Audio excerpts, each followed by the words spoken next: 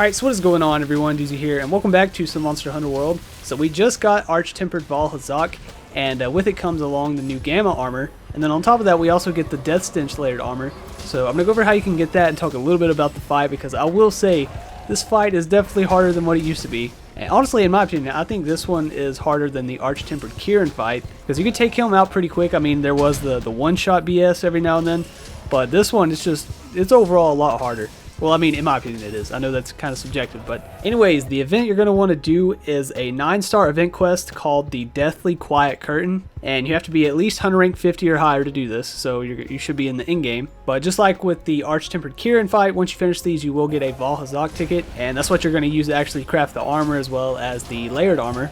But anyways, let's go ahead and talk about the armor, because this is a pretty good set. So for the helm, you get a level 3 slot with level 2 recovery up and level 1 dragon attack. And then for the chest, you get another level 3 slot with level 1 peak performance and level 1 recovery up. And then for the arms, you get a level 3 slot and a level 2 slot and a level 3 dragon attack. But then after that, for the coil, you get a level 2 slot and 2 level 1 slots and level 2 recovery speed and level 1 dragon attack. And lastly, for the legs, you get a level 3 slot and a level 1 slot with level 1 peak performance and level 1 recovery speed. But in total, with this full set, you get dragon attack level 5, recovery up level 3, recovery speed level 3, peak performance level 2, and then you get 4 level 3 gem slots, which is pretty crazy, and you get 2 level 2 slots and then 3 level 1 slots. And also, just like the Arch-Tempered Kieran armor, it has like this flash to it, like the colors kind of light up and get a little bit brighter. And also it just looks great on female characters, so there's that too. So overall, I think this set is actually really good. The only downside is the maxed out dragon attack. I don't know too many weapons that can take advantage of that.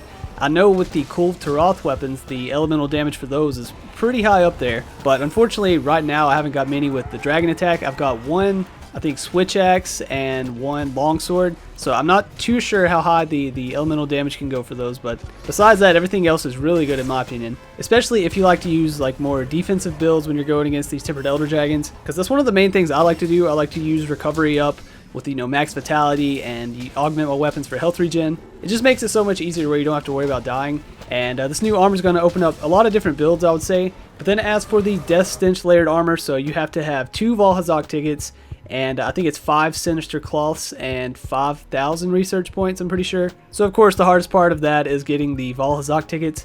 But if you don't know how to get the Sinister Cloth, I'll just throw that in there because I know not everyone may know how.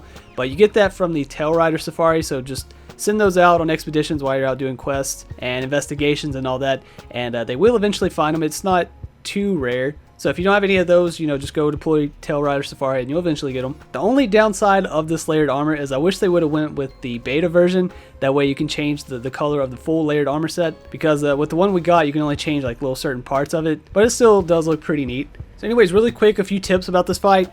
For one, make sure you have 3 Miasma Charms or level 3 Effluvia Resist, because if you don't, you're going to have a problem, that's for sure. You're probably going to go through all your null berries, and you'll more than likely die because of this, because when you're close to him, when he's surrounded by that stuff now, it actually takes away your health quite a bit. And this has actually caused me to die a few times, because some of his just basic moves, like him running at you or, you know, jumping to a different position, if he hits you with one of those whenever your health's low from the effluvia, then it's basically game over. So you definitely want to make sure you pay attention to that.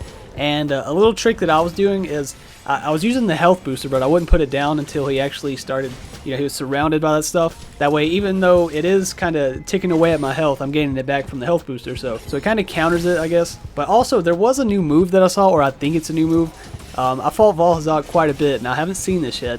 But, you know, it's where he goes up in the air and he's like sucking in the effluvia, and he slams on the ground like he normally does.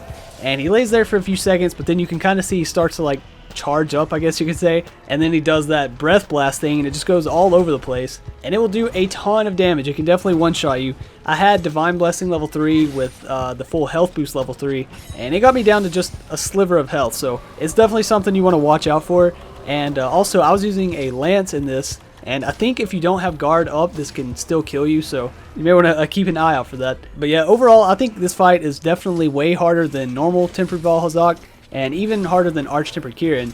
mainly because that effluvia, because it can take away your health pretty fast. But you know, once again, that's subjective. I know some people still probably think Kieran's the worst, but regardless, I do think this armor is worth the grind. But yeah, anyways guys, that's how you can get the new Gamma armor set for Vaal Hazak and also the Death Stench layered armor. So tomorrow I'm actually going to put out a video of some builds I made that are actually really good for this. There's one that's a lance build and also a longsword build, and they're more on the defensive side, you know, kind of make sure that you don't die and that you gain your health back.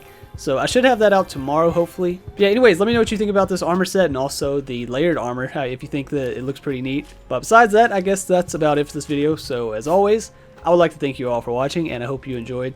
And if you did enjoy, if you could take a second to leave a thumbs up on the video, I'd really appreciate it. And also subscribe if you're new here. I guess until next time, I'll catch you all later.